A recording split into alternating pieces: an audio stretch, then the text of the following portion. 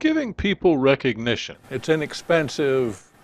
It really doesn't take very much time, but it's just not really done enough, is it? Not done enough, Dave. I always say, we need to celebrate sales. And I don't necessarily mean cake and ice cream, although I like both those things. But what I mean is I think sales need to be celebrated at several levels. The obvious is we all like a little pat on the back now and then. If you're in a management position, go down through what happened yesterday, and if there's something there that looks particularly nice, and I don't mean huge dollars, it may be smaller dollars, but it may have been a difficult sale or a first sale or the first time that we've tried this or a new product. Maybe it's time just to celebrate and get on the intercom, walk by, give somebody an attaboy. Doesn't have to be monetary. Occasionally, you might be surprised what a couple of movie passes or a dinner card would do, but it doesn't have to be monetary. I'm not suggesting that. What I'm suggesting is that we just take time and, before we plow into the next job, the next order, the next day's business, that we stop and say grace and, be grateful and celebrate what we achieved recently. When was the last time, that we high-fived an installer when we say, got a good report, or I heard you stayed late and got it done last night? Really appreciate you doing that. You made us all look good.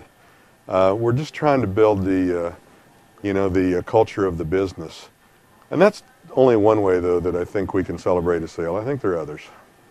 Recognition is an important thing, and it motivates people, and it's inexpensive. It would seem like there's probably a lot of ways you could even expand on that. Well, you can expand on it. One thing I think we should do more than we do sometimes is celebrate a sale with a customer and celebrate it from her perspective. Not, good for me, I made this sale, but, I'm so happy for you. When you're walking her to the door, say, I feel so good about this. I think you made a really great decision. I'm going to be really, really interested and pleased to see the end result. I bet you just can't wait, can you?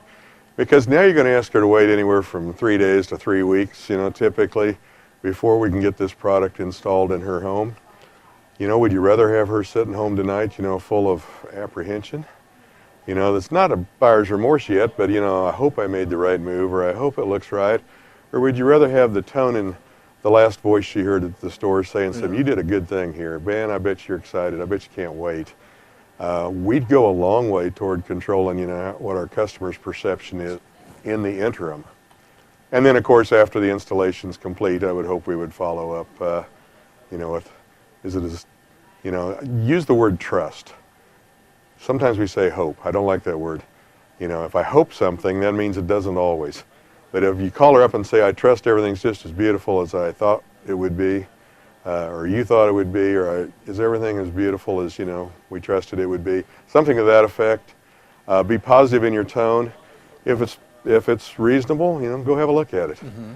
If it's not, in today's world, it's easy for somebody to take a picture and send it over to you. Just ask if she would share, But if you share in her enthusiasm, you're going to control the customer's attitude to a certain extent. Mm-hmm. It almost seems like this recognition with the consumer, ask her if you could post that on the internet, positive review. Sure. It works in two ways. Good way to get testimonials and reviews anymore. Hopefully in today's world of social media and so forth, she's more likely than not been on there talking with her thumbs to everybody she knows, good or bad, so let's make it as good as possible. And we didn't touch on that, but if you walk her to the front door when she makes the purchase, talking about what how smart she was and what a great decision this was, she's going to sit down with her friends and so forth and talk about the positive experience she had with you and at your store today, and you haven't done anything yet. Mm-hmm. So yeah, follow up, follow her, when she makes the purchase, but also, after the sale, follow up with it, and ask for those testimonials and referrals.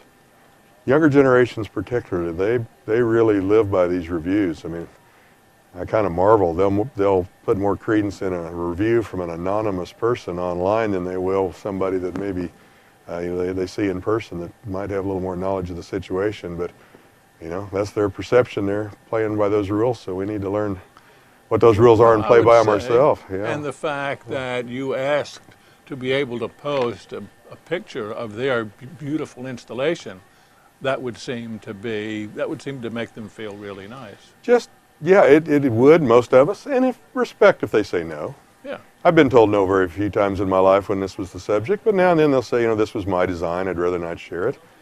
Hey, that's fine. You thought it up, you bought it, it's yours. Just be gracious and go on. But those testimonials and referrals will come, you'll find they'll come freer and easier if, you know, we have a very positive attitude toward the customer and with the customer and make her think she did the right thing, making a purchase that she was probably pretty unsure of when she walked through your door. And certainly employees, the fact that the boss said, hey, good job, that would seem to me to go an awful long way. Well, yes, it would, but it doesn't have to be the boss. You know, it's okay for the warehouseman to come up and say good job to a salesperson too. You know, it needs to flow both ways. Hey, appreciate you getting me the information on time, or appreciate you getting me those directions printed out. You know, it becomes a culture, you know, so it's really not just top down, you know, it needs to flow both directions.